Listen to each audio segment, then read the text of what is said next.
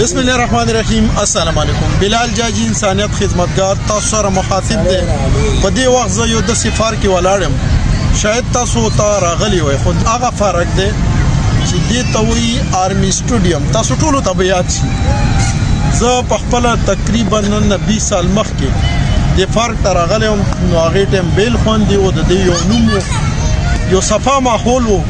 نو دا بیا څه ټایمه پورې بند شوی و. نو اوس دوباره دا عوام دپاره اوپن شوی دی. نو چې راغم دا زړه مې خوشحاله شو، خو په یو ځل ډېر زیات خفه شوم. تاسو کتی شئ مانه دا وروسته خلک راشي خوراک کوي او دا ګڼ سامان دلته کې لړه کوي، نو دا مزه نه کوي. یعنی صفا ماحول نور هم ګنده کېږي.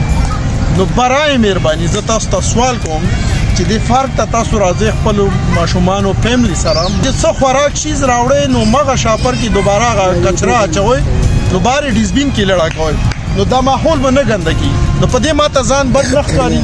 دا ګن به زه وچوتوم. نو تاسو نه هم امید ساتم چې نیکسټ ټایم به داسې غلط کار نه کوئ. دا ویډیو ما سره لازمي وګورئ او خپلو ملګرو سره هم په حیثیت انسانیت شیر کړئ.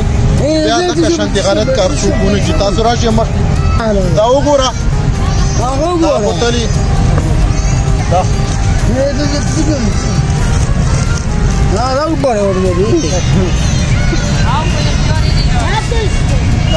مخکې راشه. وړو سره غټ راځي. دا غټو ته پکار دی چې وړو ته یو طبیعت یو تربیت ورکړي. طبیعت ته مه ګورئ چې کوم خوراک خاک سامان راوړئ، نو دا کچره یو ډسبین کې لړا کوئ. دا وګوره دومره ښایسته ماحول، ښایسته خلک راغلي، خو د افسوس مقام خبره ده چې خوراک څښاک وکړي او شی لړئ. دا وګوره تاسو کتی شئ دلته کې ځای په ځای ورته ډسبین یخی دی، نو وکړئ دې ډسبین ته دا ګن لړه کوئ. ماشومانو ته هم دا ذهن کې دا خبره واچوئ، نو انشاءالله نیکسټ ټایم به ماشوم بیا غلطي نه کوي. دا کچره به دلته کې لړه کوي. اکثر ډېر مرګلي وایي چې دا د انتظامیه کار دی، یعنی دې ځای کې د صفایي والا کوم کسان دا د هغوی ډیوټي دی. دا خبره 100% غلطه ده. لکه خپل ګریوان ته وګورئ، په صفا کپړو باندې مچ نه پرېږدئ. هغو هم زموږ په شانتې انسانان دي، 2 لاسونه 2 خپې دي. نو څه وشوه چې دلته ډیوټي یې صفایي کوي، بس موږ به خوراک څښاک کوو او ګن به دلته کې لړه کوو. دا د انسانیت خلاف خبرې دي. دا وګوره دا ما سره ذهني معذوره دی.